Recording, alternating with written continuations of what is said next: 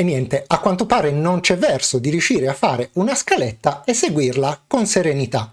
Che cosa è successo? Negli ultimi giorni sto ricevendo delle telefonate da alcuni clienti allarmati per la comparsa di una strana finestra sui loro desktop. Andando a verificare mi sono accorto che la comparsa della finestra è assolutamente giustificata, te la mostrerò fra pochissimo, e chiede di fare un aggiornamento in realtà molto importante che inspiegabilmente è passato quasi completamente sotto silenzio. Il problema è che questa finestra non compare a tutti anche laddove ce ne sia la necessità. Quindi andiamo a vedere insieme di che cosa si tratta e come procedere caso per caso. Allora, ti senti pronto? Iniziamo. È possibile che recentemente sul tuo computer sia comparsa una finestra proprio come questa. In realtà ti chiede di fare un giustissimo aggiornamento dalla versione 5 alla versione 7 di PowerShell, che è possibile fare tramite questo link tenendo premuto il tasto CTRL e facendo clic su di esso. Nonostante la modalità sia piuttosto strana, come vedi, facendolo si aprirà questa pagina che ci inviterà ad effettuare la migrazione da PowerShell 5.1 a PowerShell 7. E questo è estremamente giusto, perché già da tempo sono emerse delle potenti vulnerabilità di PowerShell 5.1 che evidentemente gli aggiornamenti di Microsoft non sono riusciti ad upgradare in automatico su tutti quanti i computer. E questo è il motivo per cui sulle macchine dove non è riuscito questo aggiornamento può capitare che compaia questo messaggio. Purtroppo è capitato anche che su diverse macchine su cui la PowerShell non è aggiornata questo messaggio non sia comparso.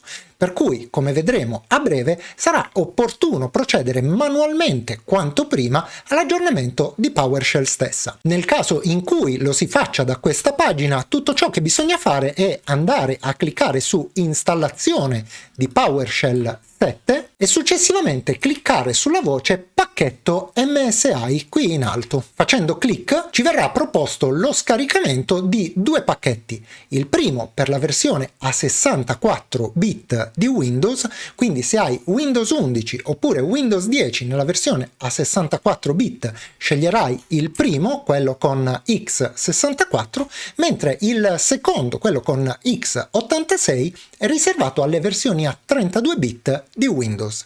Nel mio caso la versione è a 64 bit, quindi io faccio clic sul primo pacchetto e come vedi parte in automatico il download del file.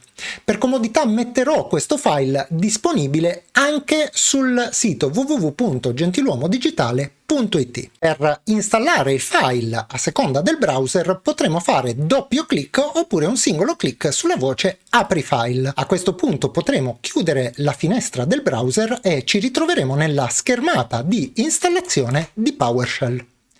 Possiamo cliccare sul pulsante Next per andare avanti, ancora su Next lasciando, mi raccomando, il percorso di installazione esattamente così com'è, e il mio consiglio personale è di aggiungere anche, oltre alle due voci già spuntate, la voce Add Run with PowerShell 7 Context Menu, eccetera. Clicchiamo quindi sul pulsante Next, lasciamo abilitate le altre due caselle e clicchiamo ancora su Next e finalmente su Install. Ci verrà chiesto di accettare che vengano apportate modifiche al sistema, cosa che come sempre faremo cliccando sul pulsante sì. Vedremo che in pochi secondi l'installazione di PowerShell 7 sarà effettuata sul nostro sistema. Benissimo, l'installazione è terminata e in questo caso anche il nostro lavoro. Ci basterà cliccare sul pulsante Finish. Ma come regolarci invece nel caso in cui questa finestra non compaia spontaneamente sul nostro computer? Ebbene, un primo tentativo che possiamo fare è quello di andare qui in basso sulla lente oppure sulla barra di ricerca, cliccarci su e digitare PowerShell.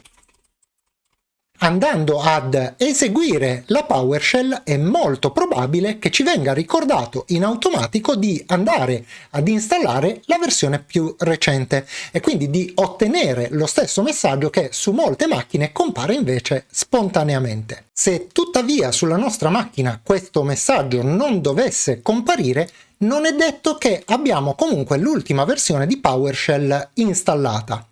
Per verificarlo dovremo andare a digitare questo comando te lo scrivo qui in basso, vedremo che ci verrà indicata la versione di PowerShell. Nel caso in cui la versione fosse la 5.1, dovremo provvedere a fornire un altro comando in modo da ottenere l'aggiornamento manualmente. Per forzare l'aggiornamento, il comando da dare sarà winget upgrade PowerShell, scritto in questo modo qui. Una volta dato il comando, premeremo il tasto invio e PowerShell verrà automaticamente aggiornato sul nostro computer.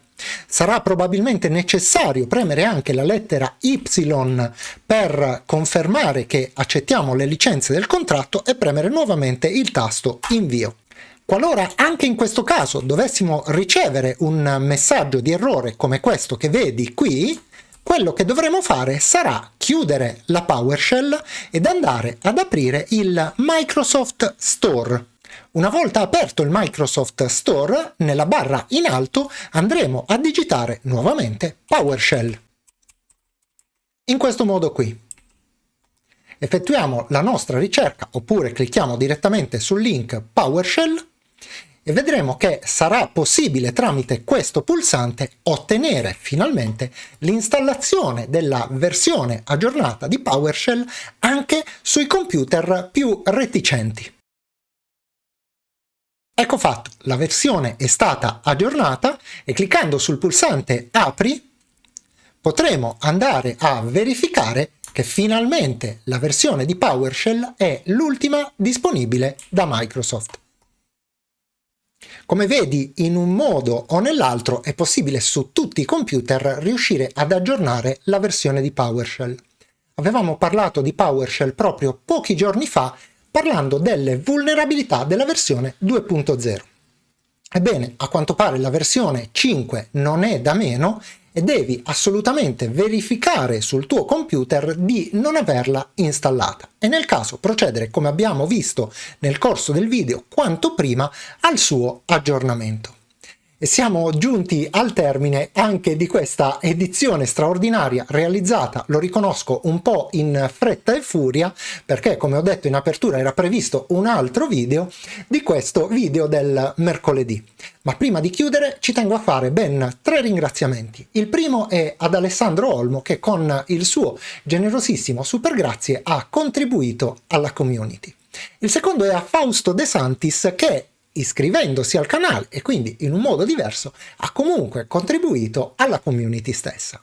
Ma il terzo ringraziamento, come sempre, è dedicato a te, che hai guardato questo video, mi hai tenuto compagnia e lo hai fatto fino in fondo. E detto questo, come sempre, non mi resta che salutarti e darti appuntamento alla prossima.